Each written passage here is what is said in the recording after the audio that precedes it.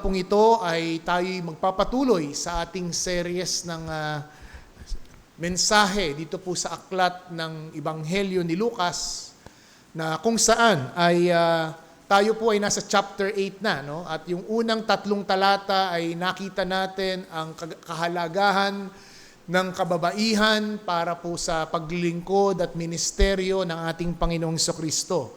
Sa umaga pong ito, it would be a 2-part sermon series na may pinamagatang Take Care How You Hear.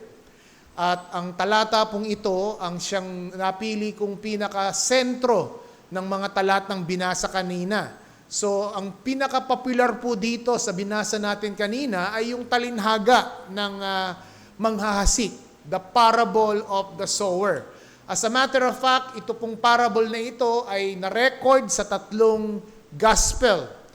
Matthew chapter 13, Luke chapter 8, at Mark chapter 4. Sila po ay nagpahayag, ang Panginoong Jesucristo ay nagturo po ng sa 3 gospel na ito na na-capture, na-record ng 3 ebanghelista. Subalit para po sa aking personal na pag-aaral, ang talagang nakita ko pong mahalagang diin sa talatang ito is dito po sa Luke chapter 8 is verse 18. Minsan pa sinabi po ng Panginoon sa kanyang mga alagad in verse 18, take care then how you hear. Take heed sa ibang talata. Kung titingnan po natin sa Mark chapter 4, dito sa Mark chapter 4 verse 24, ang sinasabi dito, the same parallel verse, and he said to them, pay attention to what you hear. So take heed, take care, pay attention on what you hear. So pinapakita po dito yung pong pagbibigay diin sa mga bagay na ating naririnig. Kung titingnan po natin, ito po ang pinaka-highlight dito sa chapter na ito sapagkat the parable itself, it refers dun sa dapat na kailangang pag-iingatan. Ang konteksto, makikita natin sa chapter 8 verse 4, there is a great crowd gathering. Yung pong pagtitipon-tipon ng maraming tao, galing daw po sa iba't ibang mga bayan at nayon, na kung sila ay sumusunod at tila baga parang sila ay alagad na ng Panginoon. Subalit alam ng Panginoon ang puso at isip ng mga tao, kaya siya po ay nagturo sa pamamagitan ng talinhaga. Parable. Ano po ba ang parable? Para sa hindi po nakakaalam, ang parable po ay isa sa mga maliliit na mga istorya, a symbolic story, a earthly story, panglupang kwento, panglupang kaganapan na nagbibigay po ng espiritual na katuruan. At sinadya po ni Jesus ang pagtuturong ito. Jesus shared this parable maging sa kanyang mga alagad. Kaya nga later on, doon po sa mga sumusunod na talata, kailangan pa niyang ipaliwanag sa kanyang mga alagad ang talinhagang ito. Sa umaga pong ito, ang pinakamensahe natin is we are cautious, or we should be cautious on how we hear, for the condition of the heart determines the fruitfulness of the word. Kailangan daw po nating maging maingat sa ating pakikinig sapagkat sa pamamagitan ng ating pakikinig ay malalaman natin ang ating kondisyon ng kalagayan ng ating puso in relation sa salita ng Diyos. 3 simpleng bagay lang po ang nais kong matutunan at maituro sa atin sa umagang ito. The parable told, verses 4 to 8. Verses 9 to 15, the parable explained. And verse 16 and 18, the parable applied. 3 simple outline for this particular sermon. The parable told, the parable explained, the parable applied.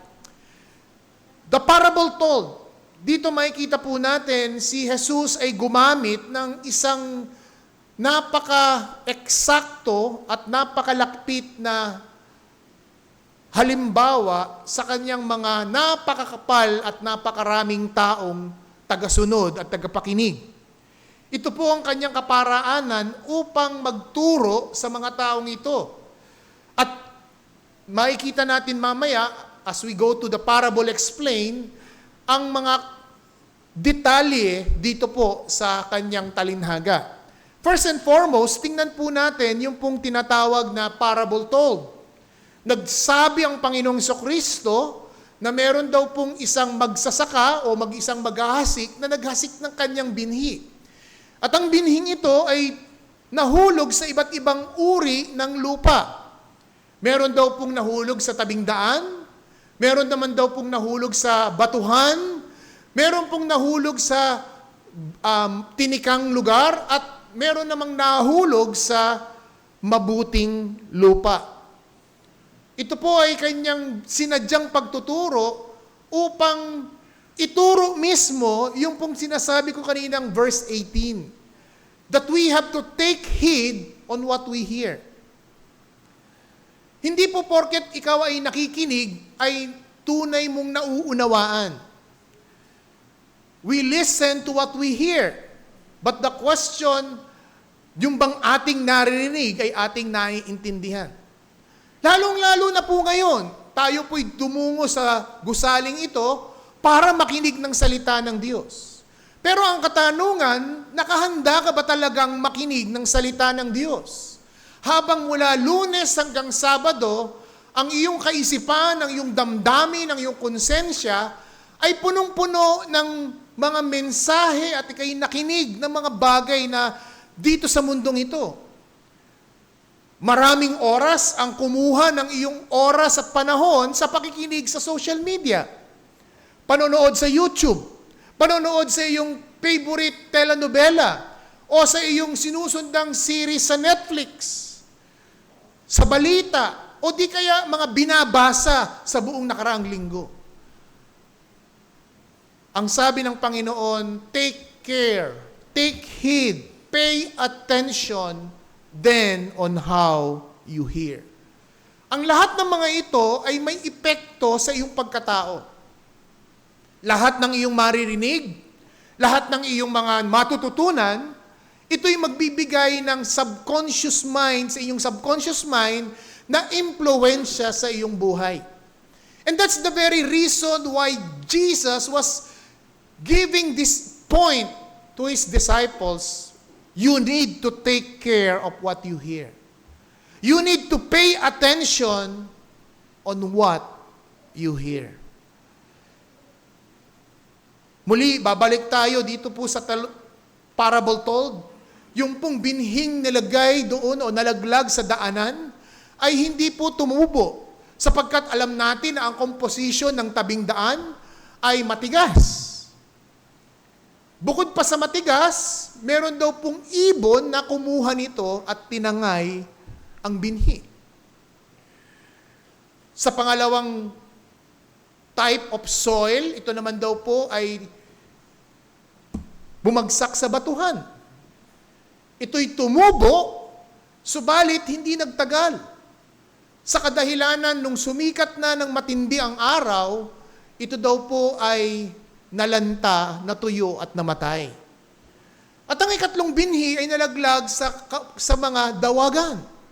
Tumubo ito, yumabong ito. Subalit, kasabay nito sa pagyabong ay ang mga dawag, mga damo, na later on, na-overpower ang binhing ito ng mga talahib, ng mga damo, kaya hindi ito nakapamunga.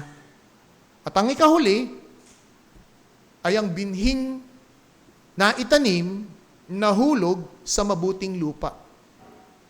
At ang sabi doon ay iningatan, yumabong, namunga ng 30, 60, and 100.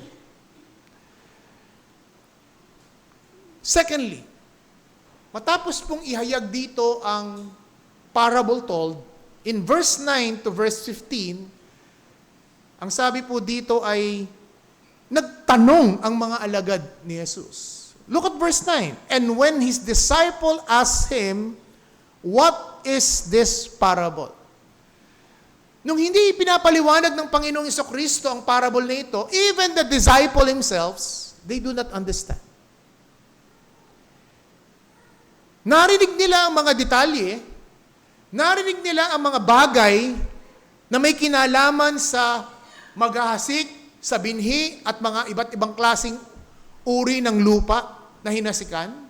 Subalit, hindi nila tunay na naunawaan ang lesson ng kwento. Ito ang magbubunsod dun sa pangalawang bahagi at balangkas ng ating sermon. After the parable told, the parable explained. Here we see, ang sabi ng Panginoong Jesucristo in verse 10, na ito daw ay may kinalaman sa mga sikreto ng kaharian ng Diyos.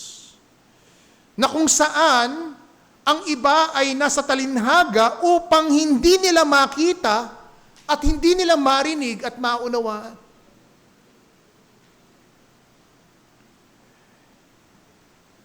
Verse 11, dito natin masusumpungan na ang binhi ay ang salita ng Diyos.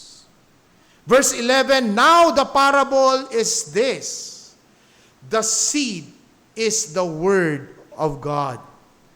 The one along the path are those who have heard, and then the devil comes and takes away the word from their heart so that they may not believe and be saved. Pinapatukuyan dito ay yung binhing nalaglag sa tabing daan na matigas, na inahalin tulad sa isang tao na maaaring dumadalo sa pananambahan, nanonood sa mga pangangaral sa oras na ito, regularly nakikinig. Maaaring siya ay nakasubaybay sa TNC live streaming. Naririnig niya ang pangangaral, naririnig niya ang pagtuturo, naririnig niya ang mga hamon, naririnig niya ang mga aralin. Subalit, hindi ito tumitimo sa kanyang puso at hindi namumunga. At hindi talaga ito mamumunga sapagkat nandoon ang kaaway. Nandoon ang dyablo upang agawin ang binhing inihahasik sa kanyang puso. Kaya napakahalaga ng verse 18 Ang sabi ng Panginoon, take care. Ibig sabihin, kayong mga tagapakinig, mayroon kayong tungkulin. Ang tungkulin nyo ay hindi lang basta makinig. May tungkulin kayong ingatan ang inyong mga napakikinggan.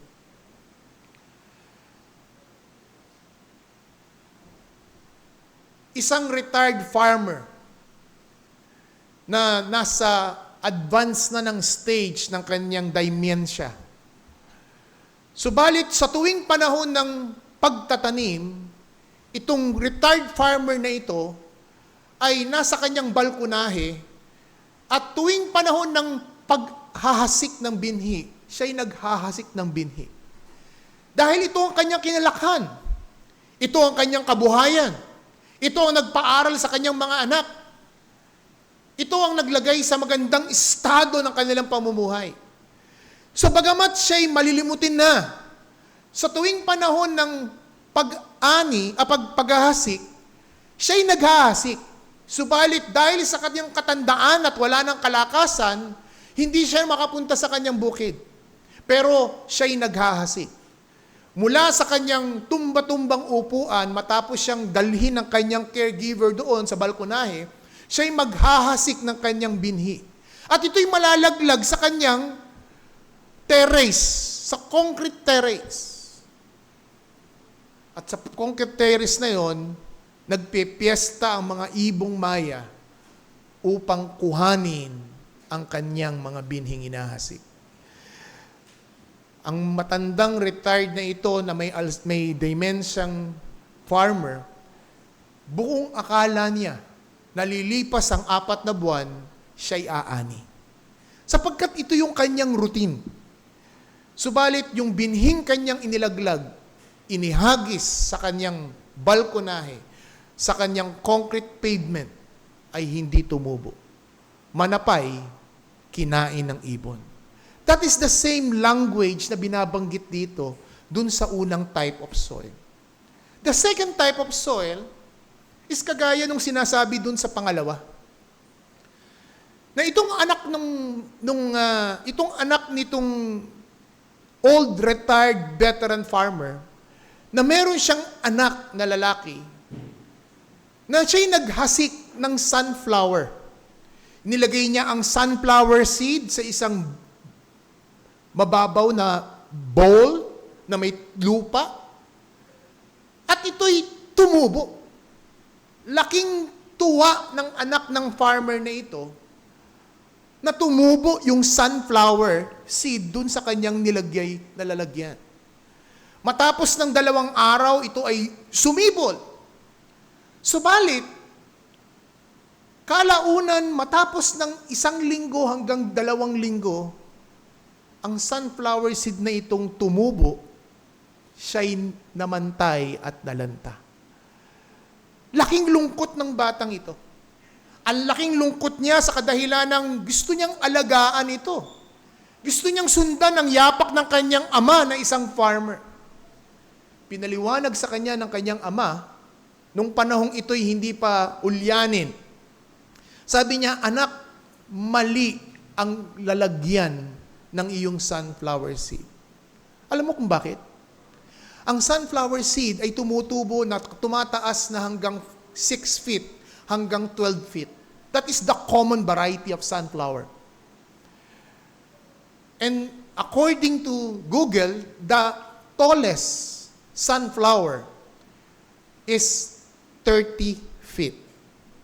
3 palapag ng bahay. Pero bakit po hindi ito nabubuwal sa panahon ng malakas ang bagyo at hangin? Alam niyo bakit? Ang sunflower seed pala, na tumatayo na 6 feet to 12 feet, common, the common variety ng sunflower seed, ay merong ugat na 6 feet to 8 feet deep. Na pag ito po ay tumubo sa ilalim, mag-i-intertwine pa siya ng kanyang mga kapwa sunflower. And that's the reason it is so strong that they were able to withstand a strong, violent, turbulent wind because of its deep roots, 6 feet to 8 feet deep. And that's the problem nung bata na nagtanim sa isang fish bowl.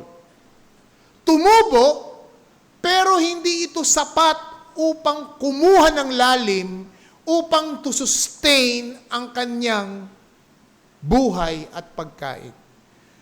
That is the problem that happened dito sa binhing tumubo sa batuhan. Nabuhay, lumago, subalit hindi lumalim.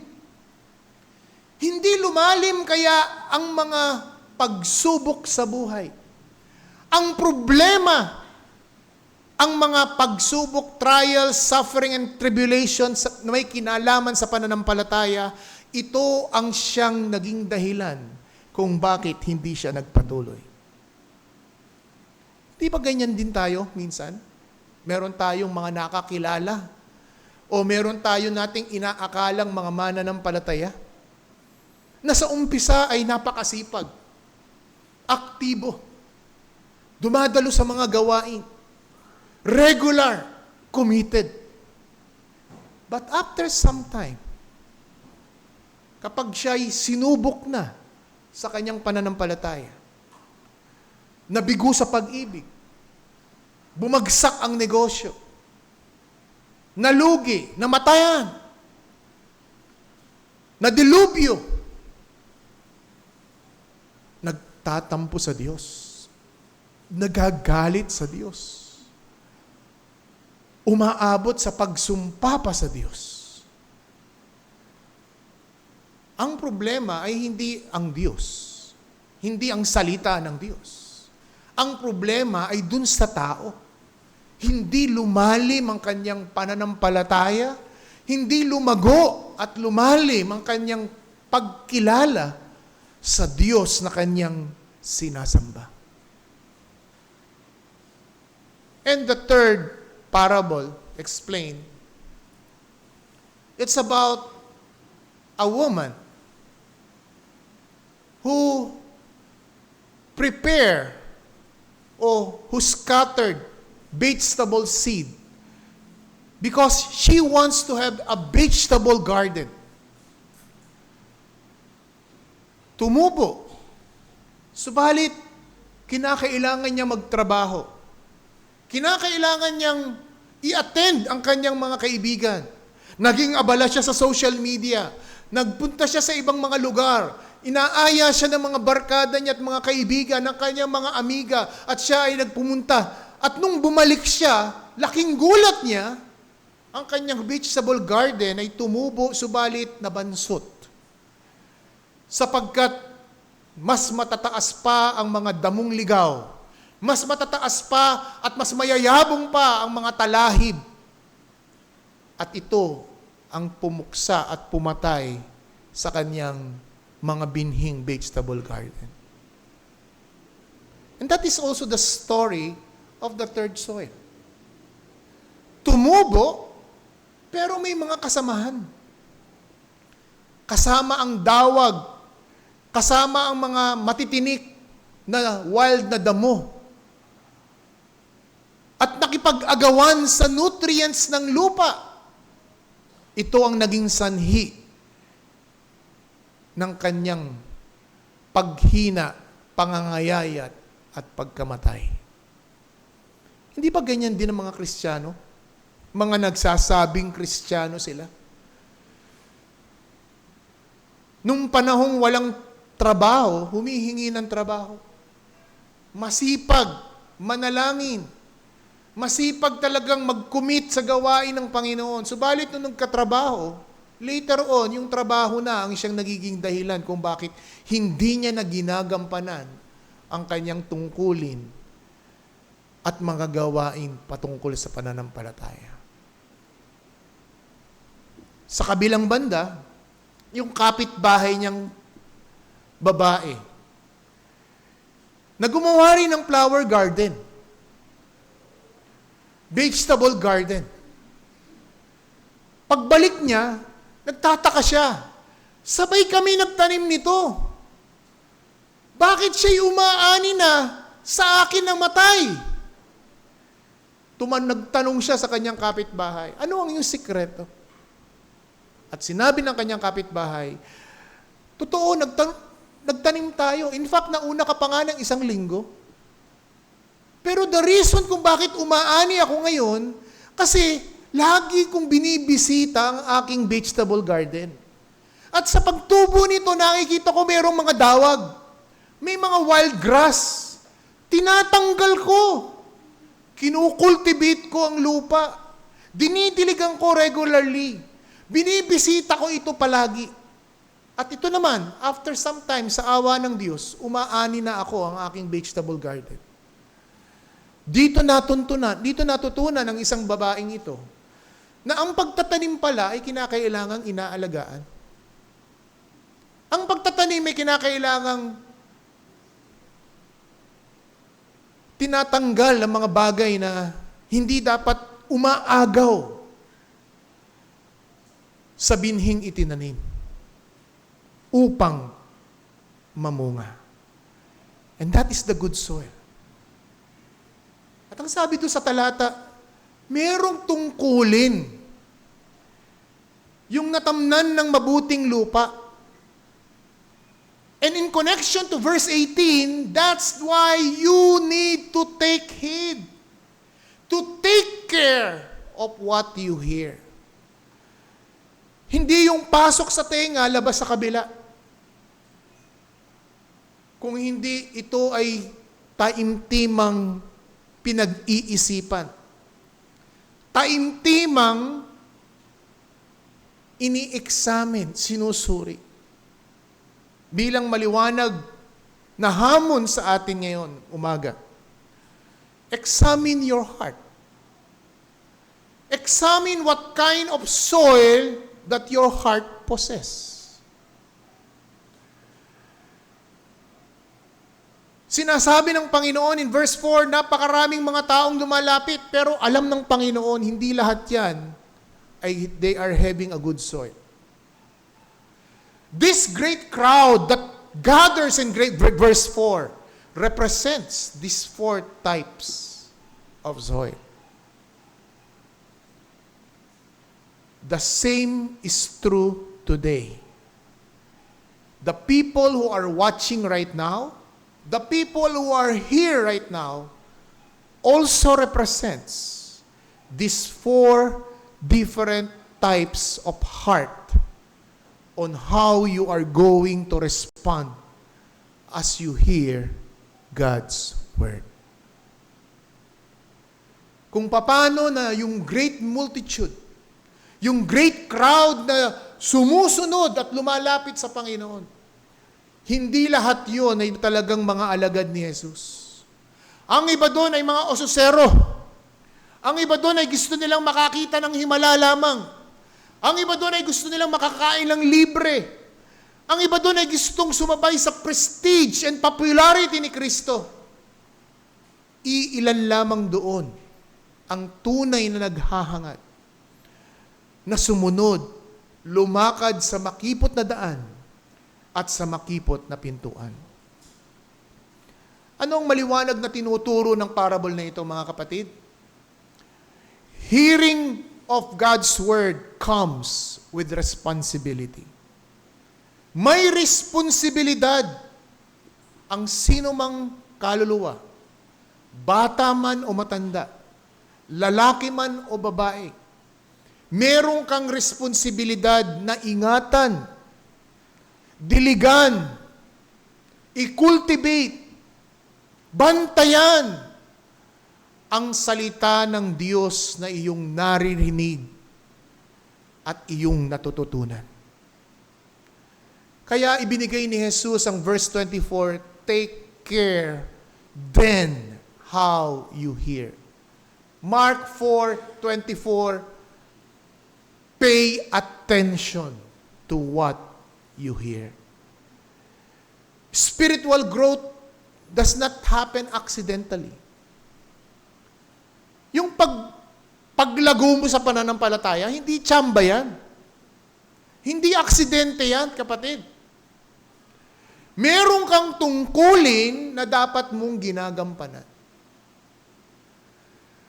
Ang isang bagay na nakalulungkot sa maraming mga mananampalataya, ang kanilang spiritual na pagkain ay tuwing linggo na lang. Ito lang. Itong pananambahang ito. Dahil hindi na siya nagbibigay ng panahong mag-review o manood man lang ng replay sa midweek Bible class. Hindi siya nakikinabang sa midweek Bible class sapagkat busy siya sa meeting, busy siya sa mga kliyente, busy siya sa kanyang pamilya. Kaya ang kanyang pagkain spiritual ay once a week. Now I tell you, kapatid, kung ganyan ka kumain sa iyong spiritual na buhay at kalakasan, sa tingin mo ba ikaw magiging matatag na Kristiyano? Sa tingin mo ba ikaw magiging isang malusog, matibay na mananampalataya pagdating sa usapin ng pananampalataya? O ikaw yung Kristiyano na madaling matisod? Madali kang ma-offend? Baka ikaw ay isang balat sibuyas na Kristiyano?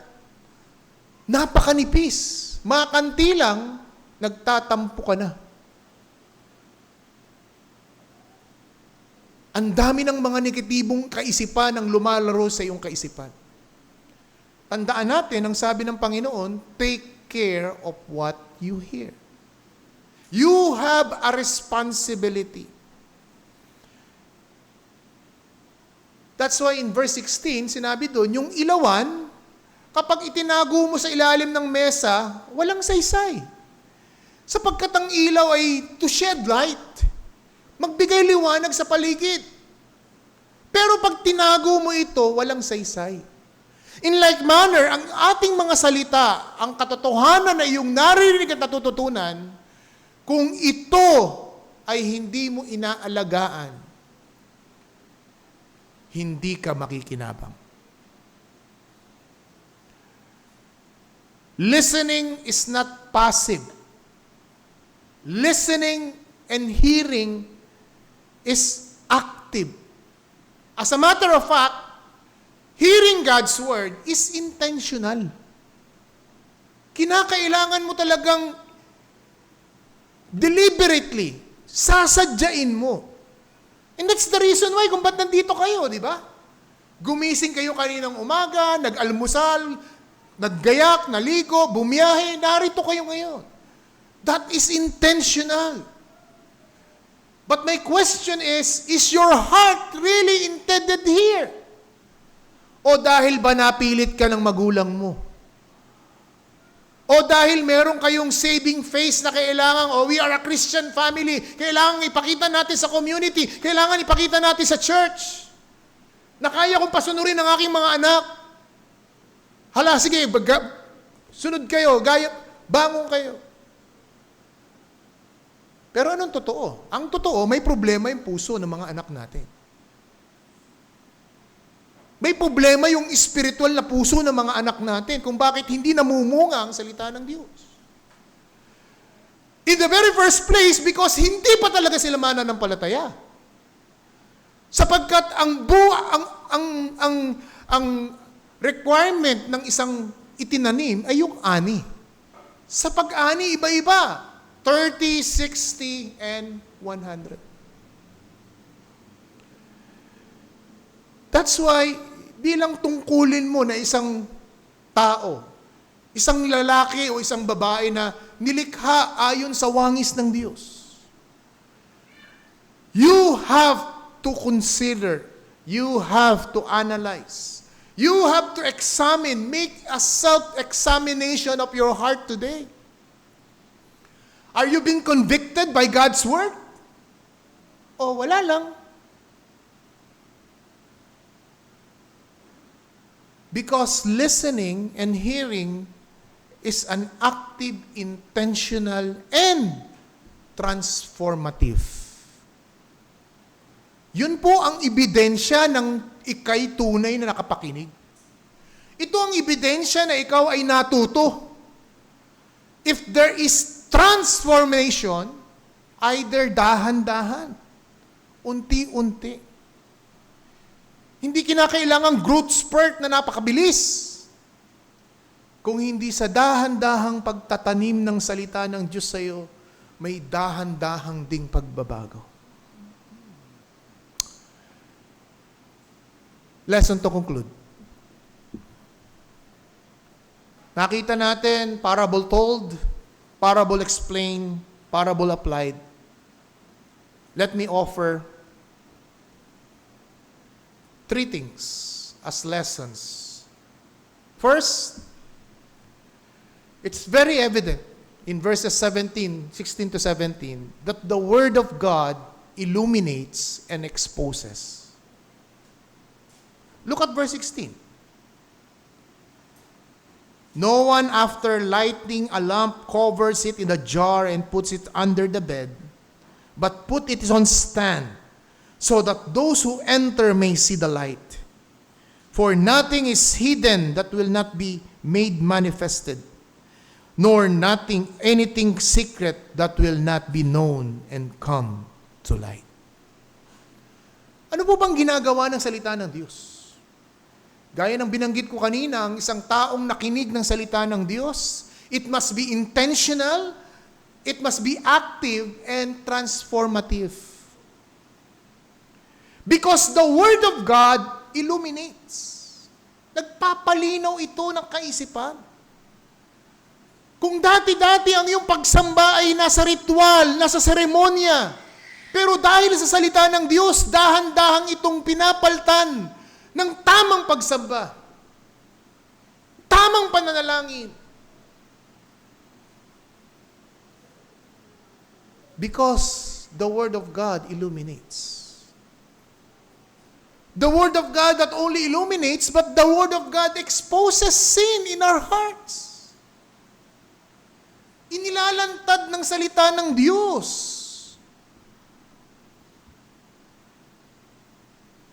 ang mga kasalanan sa ating mga puso. Ano mang klaseng uring kasalanan yan?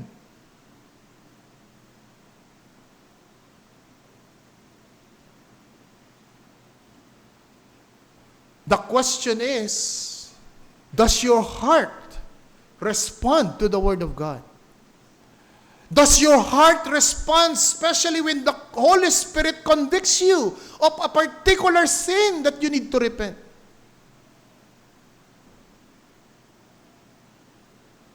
Pero hindi. You dwell dun sa mga dawag. Dun sa mga talahib. Your heart is so preoccupied na ayaw mong gawing ito ang pinaka-primary goal ng iyong kaluluwa. Imbis to set your minds on the things above, you set your minds on things below. On what is earthly, what is tangible. Kaya yung word ay hindi makasibol. Sumibol man, hindi makapangumunga. Remember sa isang event sa gospel, gutom ang mga alagad ng Panginoong Kristo, gutom ang Panginoong Kristo, nung pumunta siya sa fig tree, walang bunga, sinumpa niya. You know why? Because their mindset during those times is not the mindset that we have right now. Di ba? Bakit po tayo nagtatanim sa panahon natin ngayon? Number 1, protection, shade, at panglaban natin sa pollution. Alam natin na re-release ng oxygen ang mga puno at halaman. Ito ang lumalaban sa carbon dioxide sa ating atmosphere, sa ating environment. Those discovery of science, alam ba ng farmer yun noong panahon ng first century? Hindi, di ba? Kaya sila, pag nagtanim sila, one thing in mind, mamunga. Walang pakinabang ang aking itinanim kung hindi ito mamumunga. That is their concept. And that's why the Lord Jesus Christ kinurse ang isang puno na hindi niya nakitaan ng bunga. That represents of many people inside the local church. That represents many members of many local churches. They are just numbers, but they don't show lasting fruits. Kaya hamon ito. Kaya nga ang title ng sermon natin take care then how you hear. How long you've been a Christian? How long you've been hearing God's word? How long you've been a member of a church? But the point is, are you bearing fruit? Are there fruit of grace, Christian graces?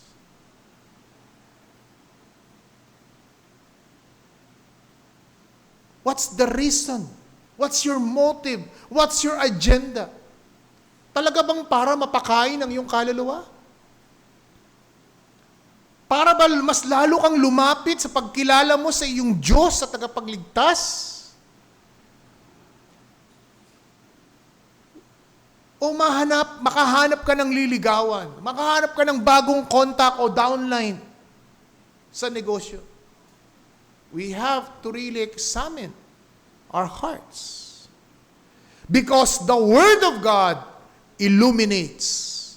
And secondly, the Word of God exposes. I-expose niya ito. Kaya nga ang sabi sa verse 17, hindi mo pwedeng itago. Sooner or later, may expose ito. Ang motibo ng iyong pagdalo, ang motibo ng iyong pag-aaral, ang motibo ng iyong pagiging miyembro, all of this will be exposed. Kung hindi man dito sa loob ng iglesia, i-expose ito ng Diyos sa kanyang muling pagbabalik. Walang sikreto na hindi mabubunyag sa karunungan ng Diyos. And that's the first lesson that I would like to bear you in mind. That you need to take care of what you hear. That every time you listen, you read God's Word, you study, it will illuminate. But also, it will expose sin in your life. The question is, handa ka bang humingi ng tawad sa Diyos? Handa ka bang ituwid ito sa kadahilanan na ikaw ay humaharap sa isang banal at matuwid na Diyos? Hebrews 3. Turn your Bibles in Hebrews 3. Hebrews 3, chapter 3, verse 7 and 8. Part sa binanggit kanina ng ating tagapanguna sa pananambahan. I'd like to read it again. Hebrews chapter 3, verse 7 to 8. Therefore, as the Holy Spirit says, today, if you hear His voice, do not harden your hearts, as in the rebellion on the day of testing in the wilderness. Kaya make a self-examination of your heart. Make a self-reflection. Kasi pwede mong itago ito sa asawa mo. Pwede mo itago ito sa magulang mo. Pero hindi mo pwede itong itago sa Diyos. It will be exposed.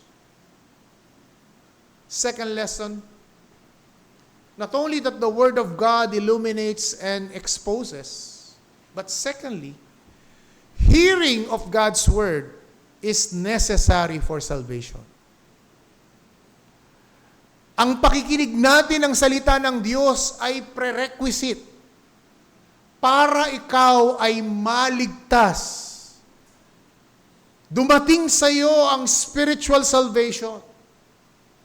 Because the Word and the Spirit of God goes hand in hand. Hindi pa pwedeng spirit lang. Wala ang Word. Hindi pa pwedeng mali yung Word, kikilos ang banal na Espiritu. Hindi mangyayari yun. Mangyayari yun saan? Sa mga false teachers, sa false prophet. They will be deceived. Yung kanilang spiritual experience, akala nila totoo at tama, but it is a deception. It is a form of a deception. This is one thing that you need to understand. In order for the Spirit to work, it has to be with God's Word. And the Word of God, if has to be effective, it must have the ministry of the Holy Spirit. Magkakambal yan. Hindi pa pwedeng missing ang isa. Hindi pa pwedeng present ang isa, absent ang isa. Hindi pa pwede. It has to do with the holy ministry of the Holy Spirit through the Word. Why? Because the Spirit of God is pleased to save sinners in association with the Word. Anything has its truth. Pwedeng kasangkapanin ng banal na Espiritu. Katotohanan mula sa isang himno. Katotohanan mula sa isang gospel tract. Katotohanan mula sa isang libro. When the Holy Spirit apply His power and His ministry of elimination, and if He wants to save that sinner, it will take place. Truth and Spirit goes hand in hand. That's why a worship without the Holy Spirit, without truth, is no longer worship.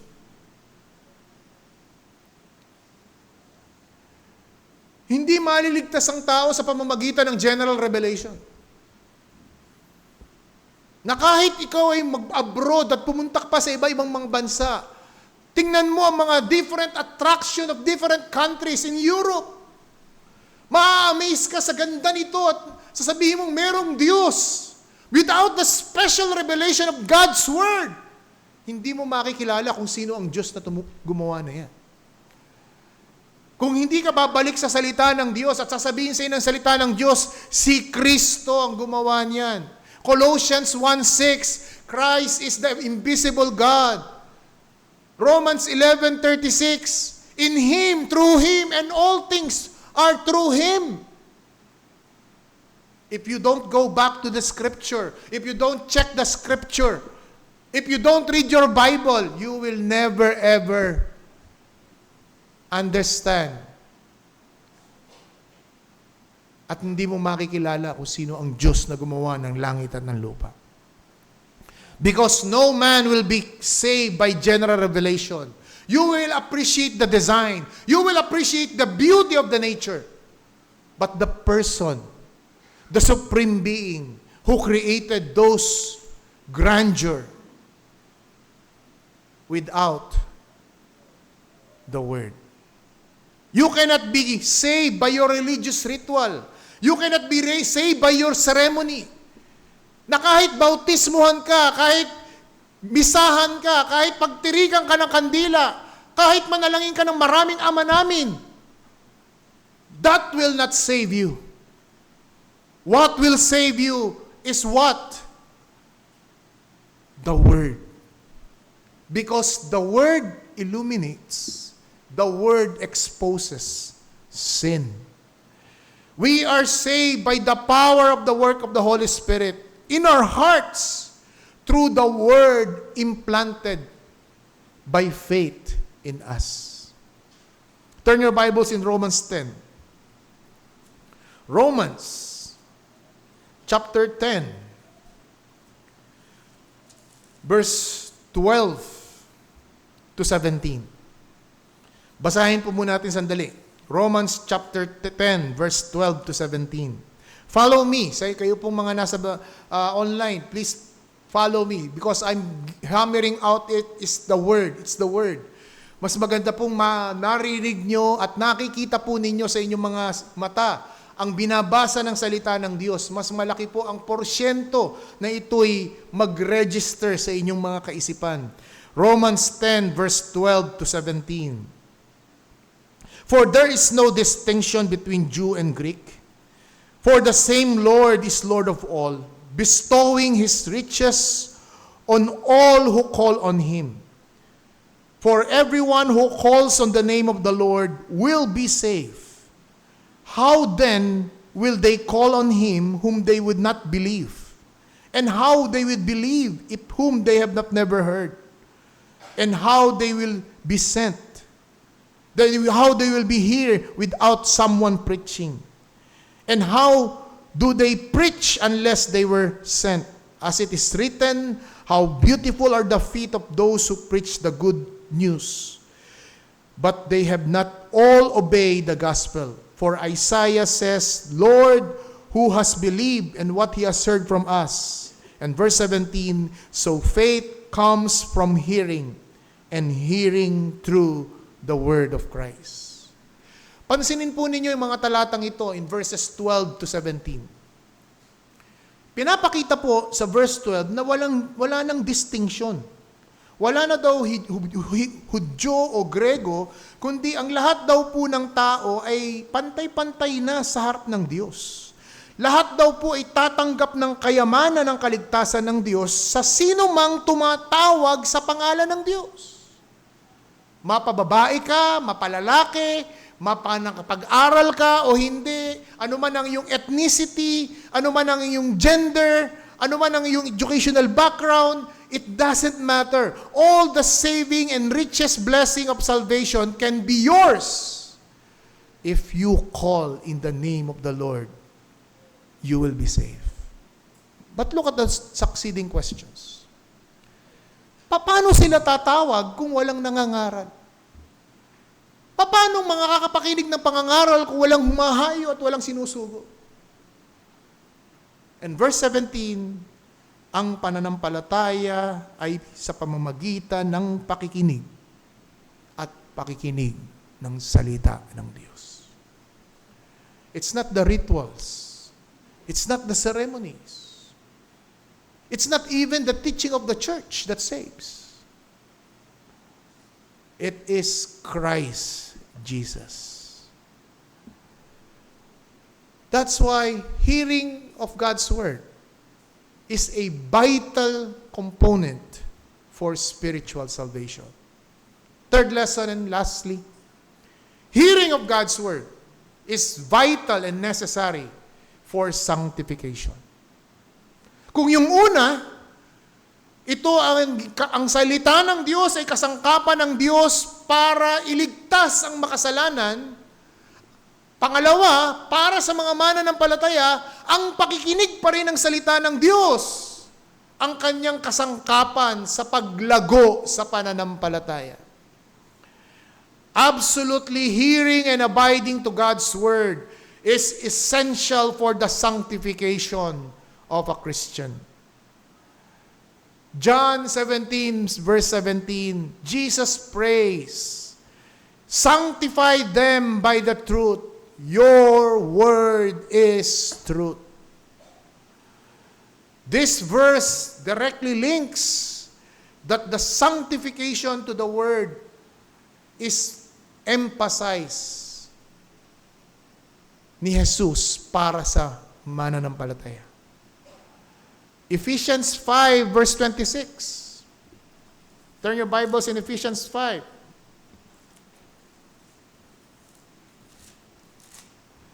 Verse 5, verse 26.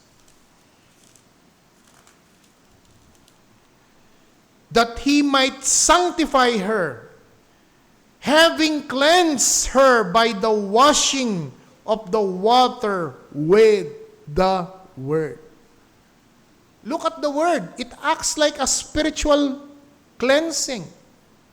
Parang sondrox. Naglilinis daw. Ang alin?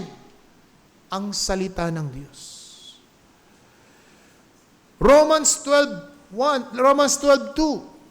Romans chapter 12 verse 2.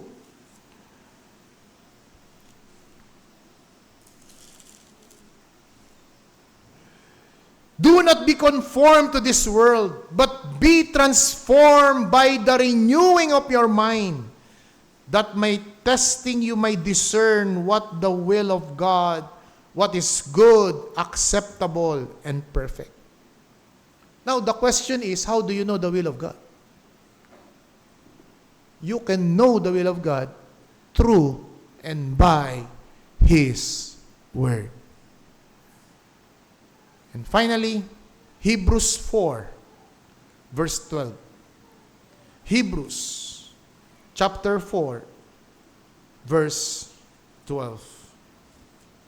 For the Word of God is living, active, sharper than any two-edged sword, piercing to the division of the soul and spirit and joints, and marrow, and discerning the thoughts and intention of heart. And no creature is hidden from His sight, but all are naked and exposed to the eyes of Him to whom we must give account. Ini-expose ng salita ng Diyos.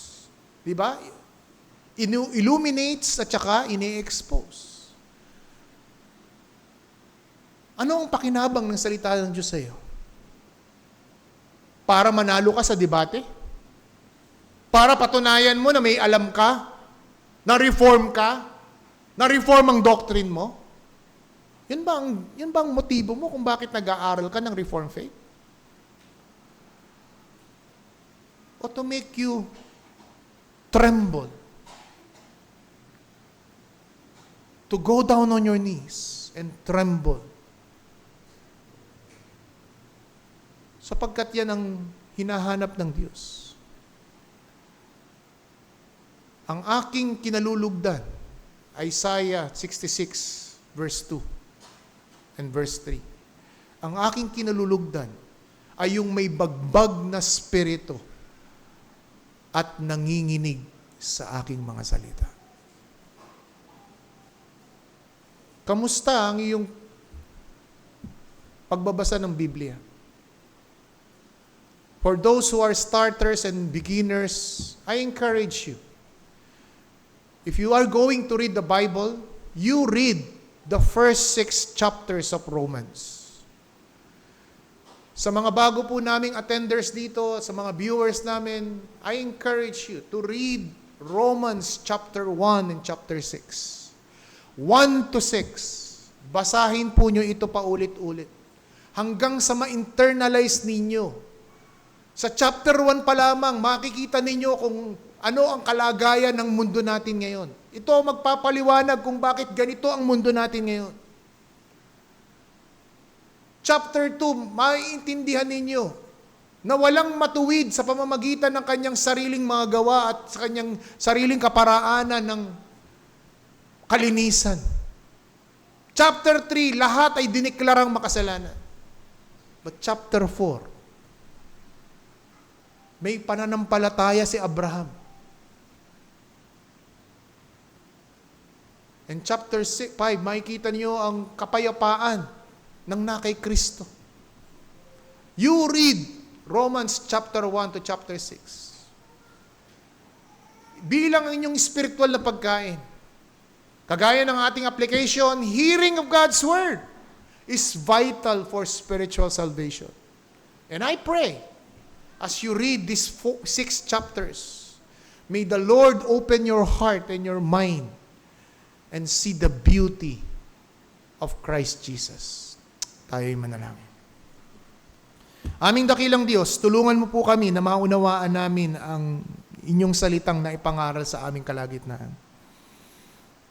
Na sa pakikinig ng mga kaluluwang walang ugnayan sa iyo, itawagin sila sa tunay na pagsisisit pananampalataya. At sa aming nagsasabi at nagpapalagay na kami mga mananampalataya, ang salita mo pa rin ang siyang susi sa paglago sa aming sanctification bilang isang mananampalataya. Mangusap ka, O Diyos, sa mga kaluluwang narito, bata man matanda, sa inyong mataas na papuri sa pangalan ni Kristo Jesus. Amen.